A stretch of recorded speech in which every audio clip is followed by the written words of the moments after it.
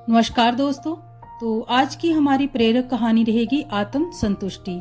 England में Robert James नाम का एक व्यक्ति रहता था जो कि घोड़ों को प्रशिक्षण देने का काम करता था। क्योंकि उसका काम कुछ ऐसा था कि इस सिलसिले में उसे अक्सर घर से बाहर रहना पड़ता था। जब रॉबर्ट घर में नहीं होता तब उसका बेटा मोंटी रॉबर्ट्स घर संभालता था और इसी चक्कर में उसे कई बार स्कूल भी छोड़ना पड़ता था, जिससे उसकी पढ़ाई में निरंतर व्यवधान पड़ता था। एक बार की बात है कि उसके स्कूल टीचर ने कक्षा में सभी बच्चों को कहा कि तुम बड़े होकर जो भी बनना चाहते हो या फिर जो भी तुम्हारे सपने हैं उस पर एक लेख लिखो। और टीचर्स ने ये याद दिलाते हुए कहा कि तुम्हारे लेख वास्तविक होने चाहिए, ना कि काल्पनिक, क्योंकि सबको इसी आधार पर ए से लेकर एफ तक ग्रेड दिया जाएगा और जिसको एफ ग्रेड आया उसकी कहानी को काल्पनिक माना जाएगा और उसे फेल घोषित कर दिया जाएगा। सभी बच्चों ने अपने अपने लेख लिखे और वो जो बनना चाहता था उसको उस लेख में दर्शाने की कोशिश की। मोंटी ने भी अपना लेख लिखा, पर उसने अपने लेख में लिखा कि मैं बड़ा होकर घोड़े के तबेले का मालिक बनना चाहता हूँ, ताकि मेरे पिता को काम के लिए यहाँ वहाँ भटकना न पड़े। यहाँ तक कि मोंटी ने तबेले के स्केच भी बनाए और अपनी सारी योजनाएं भी लिखी और टीचर के पास दिखाने गया।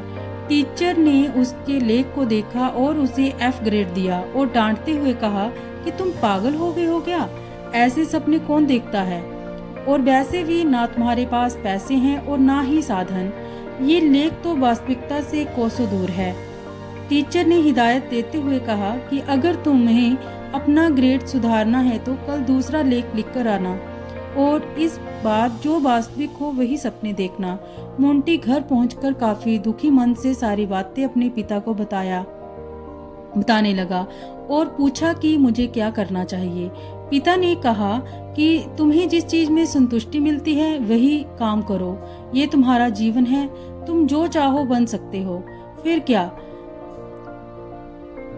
मोंटी फिर से वही लेख लिखा और टीचर को दिखाया और कहा, आप मुझे जो भी ग्रेड दीजिए, लेकिन मैं बड़ा होकर बनूंगा तो घोड़ों के तबेले का मालिक ही, क्योंकि अगर ऐसा नहीं हुआ तो मुझे संतुष्टि नहीं मिलेगी।